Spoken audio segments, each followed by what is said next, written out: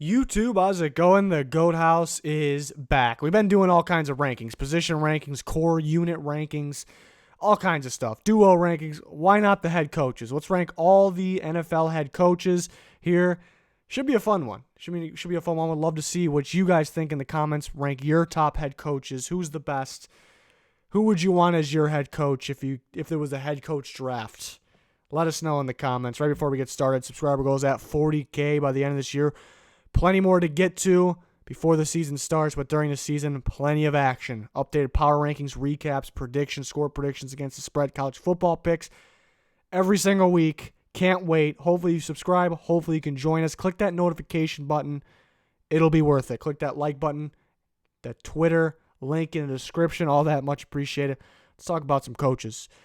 First, actually, coaches that never been a head coach. I thought I'd rank them separate. We'll start with that. We're going to start with that. Here's the top 6 for this year. A while back when these new head coaches came along, when there was more new head coaches than this, but I ranked them by their hires. That's kind of long-term thinking. This is for this year. It can't just go off how the team will be. You kind of got to factor in the coaching. How is the coaching? So I think Freddie Kitchens will kind of be known as the best new head coach for this year, for 2019. It's a battle for 1 and 2, really. But I think that offense will be next level. We already see the hurry up, and I've been calling for teams to do more hurry up. You see glimpses of it. 2-minute drill at the end of the half. You see it, and it works every time, and people stop doing it. College teams do it. Oklahoma does it. They score 60 points a game. I've been calling for it. I think Kitchens might bring it here. It's going to be next level. So I think he's kind of known as a 2019 best and brand new first-year head coach. And at number 2, Vic Fangio, pretty much the same reasons, except for the defensive side. I think we're looking at the best pass rush duo in football. They're going to rack up the sacks, and I think the rest of the defense plays much, much better. So the reason for Fangio being 2 would be for that. The offense could struggle to get going. Maybe he's not too involved in that. Brian Flores, who I thought really was the best long-term hire, comes in at 3 because the Dolphins very well could be picking first in the next draft, but I don't think it'll be because of coaching. I think he'll get that defense going better than people expect. I think that defense will be better than people expect because there is talent there, and he's a good defensive coach. The offense will struggle, so that brings him down a little bit. Kingsbury at 4. Not involved with that defense really at all. The offense, it's heading in the right direction. I think it could struggle at times, mainly because the offensive line here, and he's kind of got to get a feel. He's kind of got to get a feel for everything first year in the NFL. So at 4, I think he can work out, though. Matt LaFleur at 5. This is a tough one because I did not like his play calling last year. But at the same time, a lot of the best players for the Titans were hurt when he was the offense coordinator there in Tennessee. And the same thing, I guess, could happen with the Packers. They had some injuries, but now he's got Aaron Rodgers now. A little different. It could maybe a little better situation, possibly. I do worry about the play calling, though, decision making, but I got him at 5, and Zach Taylor at 6, kind of factoring in the Bengals could struggle. Not all because of him. He's still got to get a feel for this, too. So that is the 6 ranking that for 2019, the 6 head coaches that never have been head coaches before. Now we're on to ranking the head coaches that have been head coaches before. I got Adam Gase, who was a new hire at the bottom. He hasn't really shown me anything to put him any higher in this, honestly. That's where I got him. It could be a better fit. Everybody's calling it, saying it's a better fit. They swear by it, but people were raved about him when he went into Miami, so I need to see it before I can believe it. That's one of those things. Bill O'Brien at 25. I've seen him get outcoached plenty of times. It seems like he did not have his team ready for the playoffs at all last year. They did go on a good streak last year. It's hard to judge him off, I guess, either of those that I just said. I just think there's 24 better. Doug Marrone, kind of hit or miss for him too, because they did lead his team to the AFC Championship game 2 years ago. Struggled last year, I think, really getting a hold of his team. They seemed kind of messy. Guys not showing up for meetings. And then, I don't know, just the energy didn't feel great, and they struggled last year. 23 is Jason Garrett. A pretty impressive record, actually, better than you think, but, man, it's just so inconsistent there. And really looking at it, I think this Cowboys team is pretty darn complete, one of the more complete teams in football. I should know what to expect from them, and we should get a good team, but we just don't. Sometimes we do, but we just don't a lot of the time, and it's inconsistent. First half of the year, it seems like every year, but just talking about last year, everyone's calling for him to be fired. The Cowboy season's over. The this trade was a disaster. Everything was a disaster. And they turn it around. I think they turn it around because they have a good team. They start running more play action, but I think they have a pretty darn good team, and I think they should be better than they actually are. Just a lot of inconsistencies. I blame the coaching for that. Sean McDermott at 22. Another one I kind of want to see more of. Let's see if the Bills can take that next step here. I really want to see more. I really want to see more. It's not really fair to judge him off the offense, not the whole bunch of offensive talent. They're really building up that defense. Defense has been solid. Kyle Shanahan of the Niners, another one I want to see more. It's one guy that gets hyped up without really proving much so far as a head coach, really at all so far. Kind of like his quarterback, honestly. Niners fans probably rip me for saying that, but I just 100% believe that. It has nothing to do with the 49ers or San Francisco at all. It's just, I think really they got to go out and show me. They got to go out and show me something. I got to prove it. Everyone hyping up the system. Yeah, the system could be great, but let's go out and execute here. Mike Vrabel at 20, a tough one too, because I think he's a very good defensive mind.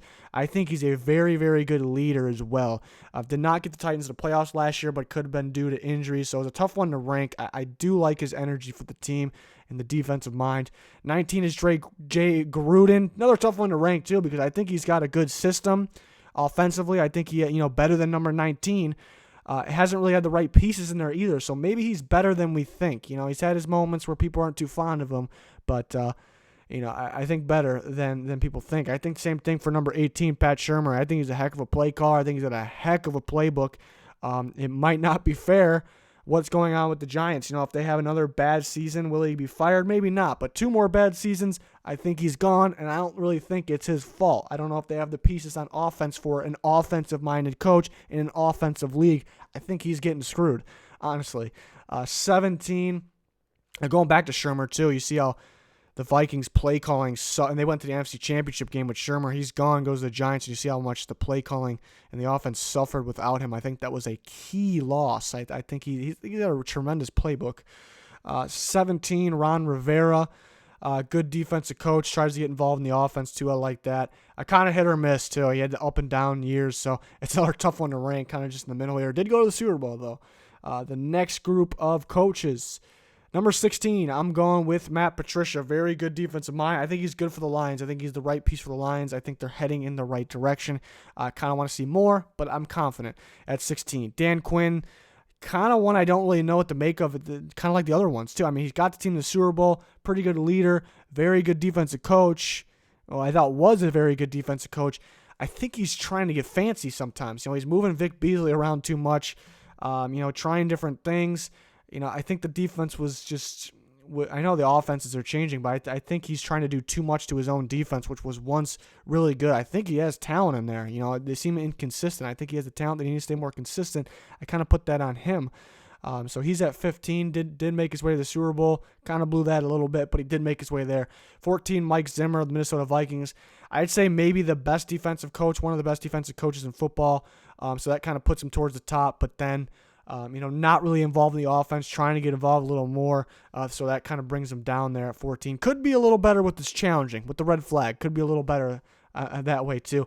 Matt Nagy at 13. Tough to put him this high after 1 year, but really just changed the energy of the Bears, changed that team around with a quarterback that had a lot of question marks too. Not the strongest part of their team.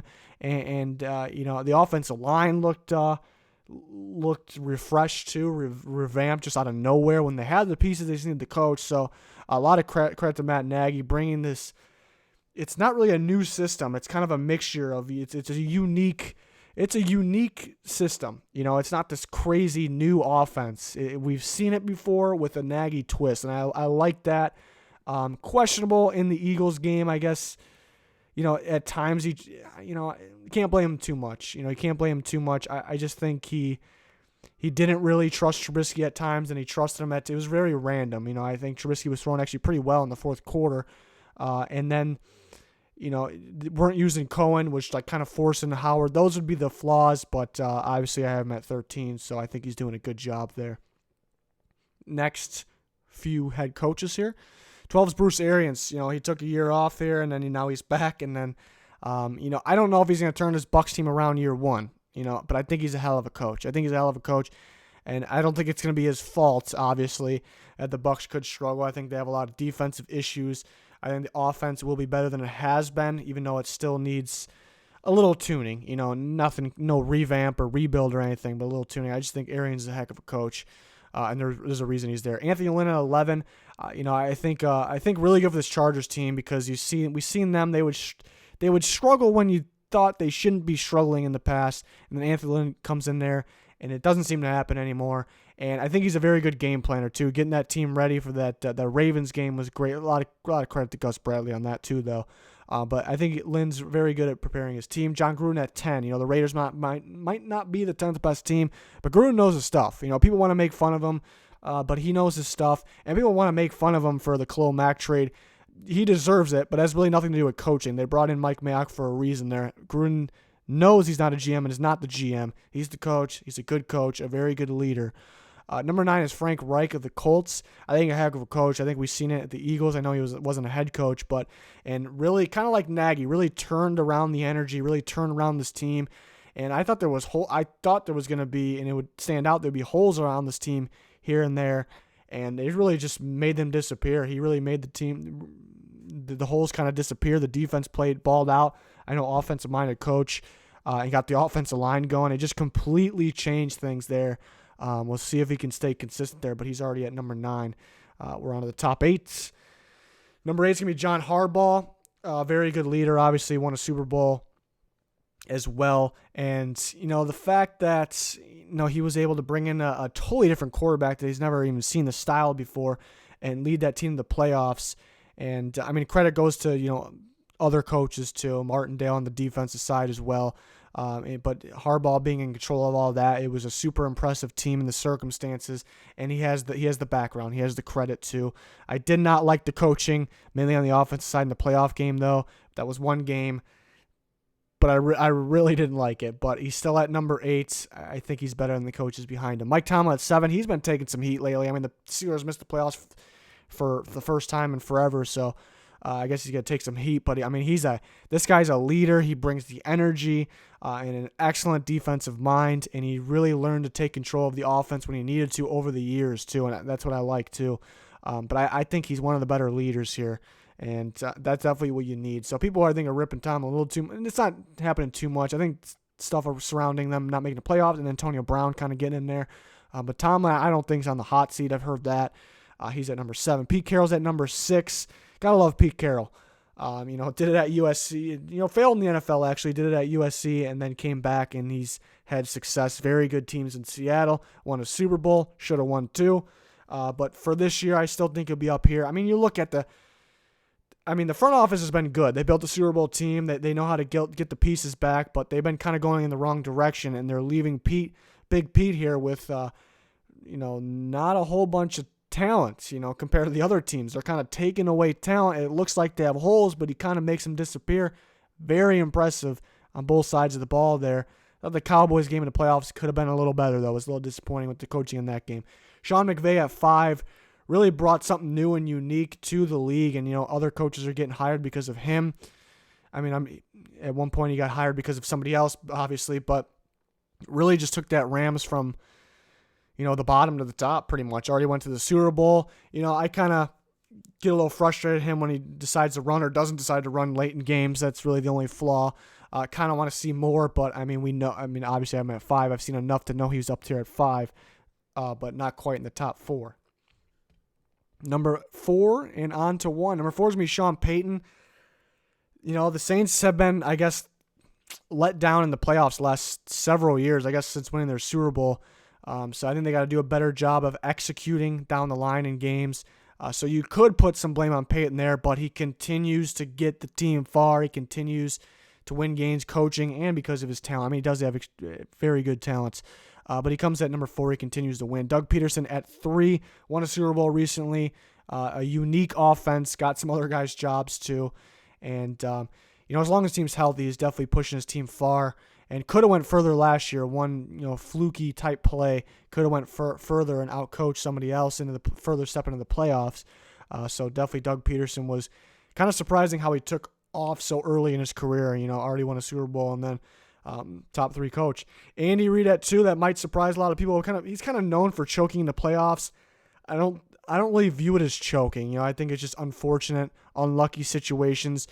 But Andy Reid, kind of like, what I said about some of the other coaches, he continues to have winning seasons, gets his teams to the playoffs. I know the Chiefs, as a franchise, it's kind of been rough at times, but Reid continues to push them further and further in winning season after winning season. And then just to think about, they throw Alex Smith in there. It's a different look.